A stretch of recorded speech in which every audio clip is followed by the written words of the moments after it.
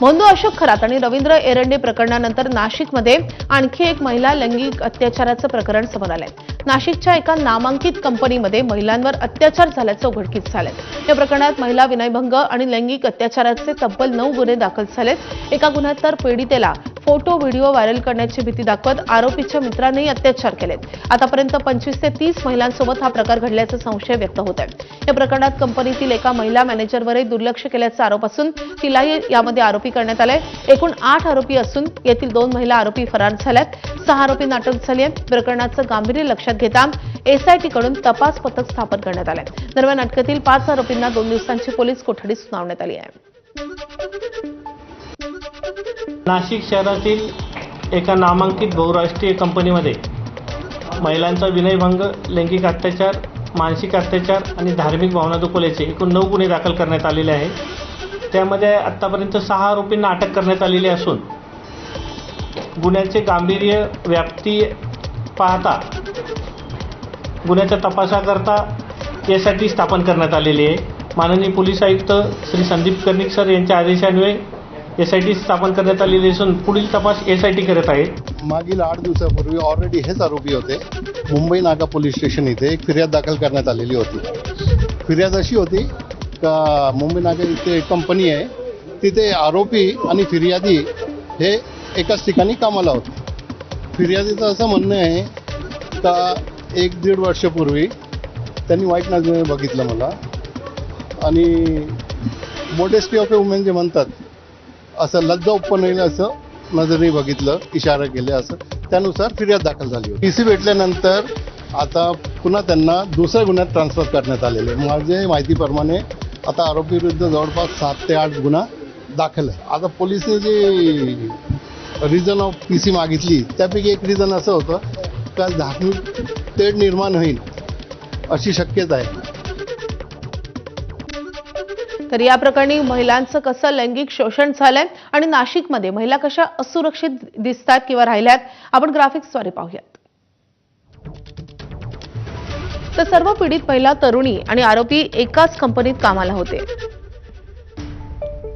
गरजू तरुणींना जाळ्यात ओढून त्यांच्यावर अत्याचार केला जात होता। तर नाशिकमधील लैंगिक अत्याचार प्रकरणी आतापर्यंत 9 गुन्हे दाखल झालेत। पीडित महिलांना धार्मिक प्रथा आणि पेहराव घालण्यास भाग पाडण्यात आलं। 2022 पासून आतापर्यंत 25 ते 30 महिलांसोबत लैंगिक अत्याचार करण्यात आले। फोटो व्हायरल करण्याची धमकी देत आरोपीच्या मित्राकडूनही अत्याचार करण्यात आलाय। एका पुरुष पीडिताचं जबरदस्तीनं धर्मांतर केल्याचाही आरोप होतोय। तर एकूण 8 आरोपींचा समावेश आहे आणि या प्रकरणी 2 महिला आरोपी फरार झाल्या आहेत। कंपनीतील एका महिला मॅनेजरवरही दुर्लक्ष केल्याचा आरोप होतोय। लैंगिक छळ प्रकरणी कंपनी व्यवस्थापनाच्या भूमिकेवरही प्रश्नचिन्ह निर्माण झालंय। नाशिक पोलिसांकडून तपासासाठी विशेष तपास पथकाची स्थापना करण्यात आली आहे। अधिक पीडित महिलांना तक्रारीसाठी पुढे येण्याचं आवाहन पोलिसांनी केलं आहे। तर पोलीस तक्रारदारांची ओळख गोपनीय ठेवणार आहेत।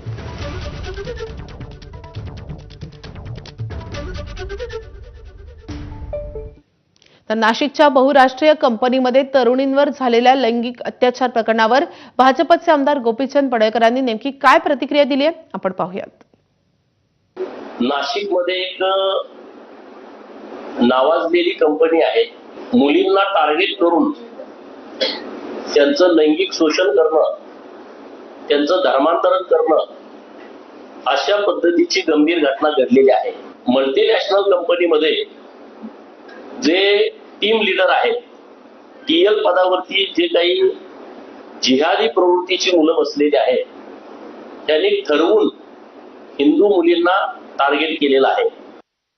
या प्रकरणामध्ये जे जिहादी प्रवृत्तीची मुलं आहेत त्या सगळ्यांनी एक तर प्रसंग असा घडला, इमॅजिकाला सगळ्या मुलींना घेऊन जायचं याचं प्लॅन करणं, चुकून एक हिंदू मुलगी इमॅजिकाला त्यांच्यासोबत गेली। त्या मुलीला त्यांनी बरोबर जाळ्यामध्ये ओढलं। 1, 2, 3 मुलांनी त्या मुलीवरती अत्याचार केला, तिचे व्हिडिओ तयार केले।